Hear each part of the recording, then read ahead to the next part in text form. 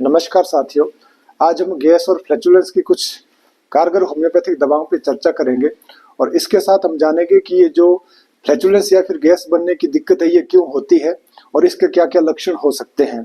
साथियों, गैस बनने की प्रॉब्लम एक बहुत कॉमन पेट से रिलेटेड दिक्कत है।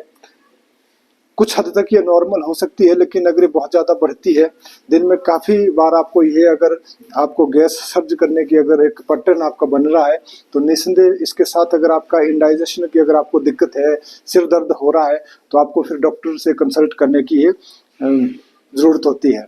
अब बात करते हैं कि ये जो प्रॉब्लम है ये क्यों होती है। तो इसका एक बहुत कॉमन सा रीज़न बनता है कि कई बार क्या होता है, जब हम खाना खा रहे होते हैं या कुछ पीने की कोशिश कर रहे हैं, ड्रिंक कर रहे होते हैं, तो ऐसी स्थिति में क्या होता है कि कुछ एयर अंदर चली जाती है। ये उन लोगों में ज़्यादा देखने को मिलते हैं जो ओल्ड एज के हैं, जिन्होंने डेंचर अप्लाई किया है या जिनके दांत चले गए हैं। तो ऐसी स्थिति में ये गैस बनने की संभावना ज़्यादा रहती है। और साथ के साथ इंडाइजेशन में ये देखा जाता है कि कई बार क्या होता है, अगर आपका खाना प्रॉपरली डाइजेस्ट ना हो, कुछ पार्टिकल जो फूड के हैं ये फर्मेंटेशन होने के कारण तब भी ये गैस ज़्यादा बन सकती है। आपका हाजमा कमज़ोर है, वीक डाइजेशन कारण आपका एक रीज़न बनता है। और कुछ खाद्य पदार्थ जैसे कार्बोनेटेड ड्रिंक्स है, अगर आप चाय ज़्यादा यूज़ कर रहे हैं, फैटी ऑयली खाना अगर आप ज़्यादा यूज़ कर रहे हैं, तो इससे भी गैस बनने की संभावना ज़्यादा रहती है। अब बात करते हैं कि गैस या फिर ये फ्लैचुलेंस के किस तरह के सिम्टम हमें देखने को मिलते हैं। जो सबसे इसका जो एक ऑब्वियस इसका जो सिम्टम है कि है गैस में जो आपका पेट है वहाँ पे गैस बनी रहती है, वहाँ पे फ्लैचुलेंस की प्रॉब्लम है। और साथ में इसके कारण क्या होता है कि आपका जो पूरा एब्डोमेन आपका ऐसा लगता है कि वो फुला फुला है, तना हुआ है, डिस्टेंशन और ब्लोटिंग की आपको दिक्कत रहती है। फुलनेस एक कॉमन सेंसेशन बनी रहती है। इसके साथ हो सकता है कि बार बार आपको गैस पास करने की फिर एक आपका पैटर्न बने। इसके साथ साथ आपका बेल्चिंग की प्रॉब्लम यानी इरेक्टेशन, आपको डकार किसी भी तरह के हो सकते हैं, ये डकार ये भी आपको ज़्यादा बनने लगते हैं। एब्डोमेन में एक तरह का आपको डिस्कम्फर्ट और एक पेन, जिसको हम फ्लैचुलेंट कॉलिक के नाम से भी जान सकते हैं, ये दिक्कत भी आपको बनी रहती है। और इसके साथ आपका गैस या फिर फ्लैचुलेंस के कारण आपको भूख कम लगने लगती है और सिर में भी आपका भारीपन और हेडेक एक इसका कॉमन रीजन बनता है। ये कुछ लक्षण थे। अब बात करते हैं कि होम्योपैथिकली हम अगर ये गैस अगर आपको बने या फ्लैचुलेंस की प्रॉब्लम हो तो हम कैसे इसको मैनेज कर सकते हैं, किन किन मेडिसिन को हम यूज कर सकते हैं। सबसे पहली दवा है कार्बोवेज। इसको आपने कब यूज करना है कि अगर आपको लगे सिंपल सा सिंपल खाना, कॉमनली ये होता है कि जो हम थोड़ा सा हैवी खाना कोई मीट यूज कर रहे हैं, फैटी ऑयली खाना यूज कर रहे हैं, तो इससे फिर स्वाभाविक है कि आपकी जो वायली चीजें हैं, ऑयली चीजें हैं, इनको अगर आप ज्यादा यूज कर रहे हैं तो स्वाभाविक है आपकी जो गैस बनेगी। अगर आपका सिंपल खाना खाने के बावजूद भी अगर आपको गैस ज्यादा बने और साथ के साथ गैस आपके जो अपर एब्डोमेन है, एपिगैस्ट्रिक एरिया है, इस एरिया में अगर आपको ज़्यादा हैवीनेस है या फिर आपका यहाँ पे एक जो दर्द है, डिस्कम्फर्ट है, पेन बना रहे। और इसके साथ हम देखते हैं कि अगर आपका सोते समय, रात को लेटते समय या रात के समय अगर आपके जो सिम्टम एग्रावेट हो, और आराम कब मिलेगा आपको, अगर आप बेल्चिंग करते हैं, आपको डकार आ रहे हैं या फिर गैस पास करने की अगर आप कोशिश करते हैं, तो ऐसे में आपको टेम्परेरीली ये जो गैस के सिम्टम है इनमें रिलीफ मिलता हो, तो आप इन जो सेट्स ऑफ सिम्टम्स है इनमें आप कार्बोवेज 200 पावर में दिन में इस दवा को आप 4 से 5 बार यूज कर सकते हैं। अगली दवा है साथियों चाइना या फिर सिंकोना ऑफिसिनेलिस।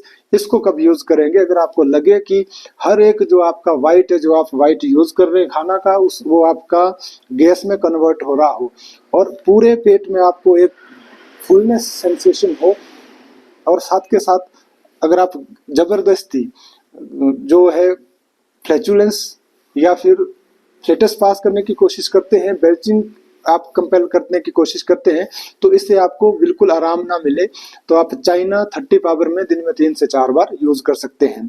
अगली दवा है लाइकोपोडियम। इसको आप कब यूज करेंगे, अगर आपका स्पेसिफिकली जो लोअर एब्डोमेन में बेल्चिंग या फिर अगर आपको लोअर एब्डोमेन में फुलनेस सेंसेशन या फिर डिस्टेंशन की प्रॉब्लम हो, और साथ के साथ अगर आपका शाम के जो 4 से 8 बजे का समय है, इसके बीच में आपको गैस ज़्यादा बनती है, बेल्चिंग की प्रॉब्लम ज़्यादा होती हो, तो ये जो गैस्ट्रिक सिम्टम इस टाइम अगर आपके एग्रावेट हो तो और इसको आप यूज़ कर सकते हैं। और स्पेसिफिकली अगर स्वीट्स के लिए क्रेविंग है तो आप लाइकोपोडियम को यूज़ कर सकते हैं। इस दवा को आप 1 mg पावर में वीकली 3 डोजेज यूज़ कर सकते हैं। अगली दवा है पल्सटीला। इसको कब यूज करेंगे, यहाँ पे कॉज की ओर हम ज्यादा फोकस करते हैं। स्पेसिफिकली अगर आप फैटी ऑयली फ्राइड खाना या फिर जो रिच खाना है, कहने का मतलब अगर आप पेस्ट्री ज्यादा यूज कर रहे हैं, चॉकलेट यूज कर रहे हैं, तो ऐसी स्थिति में अगर आपको गैस बने, गैस के सिम्टम अराइज हो, तो आप पल्सटीला 30 या 200 पावर में दिन में 3 से 4 बार इस दवा को अगर आप रिपीट करेंगे, इससे आपके तमाम जो गैस्ट्रिक सिम्टम है ये आपके कवर होंगे। अगली दवा है रेफनेस। इस दवा में क्या होता है कि आपका जो नेवल के अराउंड आपके गैस के सिम्टम आपको ज्यादा महसूस होंगे। जो नेवल के अराउंड आपको एक तरह का दर्द रहेगा, डिस्कम्फर्ट रहेगी, और इसके कारण क्या होता है कि अगर आप जबरदस्ती गैस पास करने की कोशिश करें, बेल्चिंग की आप कोशिश करें, तो इससे आपको बिल्कुल भी रिलीफ नहीं मिलता है। लंबे समय तक आपको किसी भी तरह के अगर डकार पास ना हो रहे हो, आपका गैस पास नहीं हो रही है, तो इसके कारण क्या होता है कि आपको एक नेवल के अराउंड आपका एक कॉलिक बना रहता है, जिसके कारण आपको एंजाइटी होती है। ये अगर इस तरह के सिम्टम आप में अराइज हो, तो आप रेफनेस 30 या 200 पावर में इस दवा को आप दिन में 3 से 4 बार यूज कर सकते हैं। अगली दवा है सोराइनम। ये एक नोजोट है। इसको तब यूज करेंगे कि अगर आपके बार बार ये गैस के सिम्टम आपको इम्प्रूव नहीं हो रहे हैं, और इस दवा को आप एज ए इंटरकुरेंट मेडिसिन के रूप में भी यूज कर सकते हैं। और साथ के साथ यूज जो स्पेसिफिक सिम्टम है इसका, कि अगर आपके जो गैस आप पास कर रहे हैं, तो उसमें स्पेसिफिकली जो आपके रोटन एग लाइक स्मेल रहेगी, एक तरह का आपका जो माउथ से भी आपकी स्मेल बनी रहती है। तो ये सिम्टम्स में आप सोराइनम 1 mg पावर में फोर्टनाइटली या फिर मंथ के बाद इसकी 3 डोजेज आप यूज कर सकते हैं। साथियों, ये थी आज की जानकारी। ये जितनी भी दवाएं हैं एक डॉक्टर की सलाह से या फिर इन दवाओं को यूज में लाएं। धन्यवाद।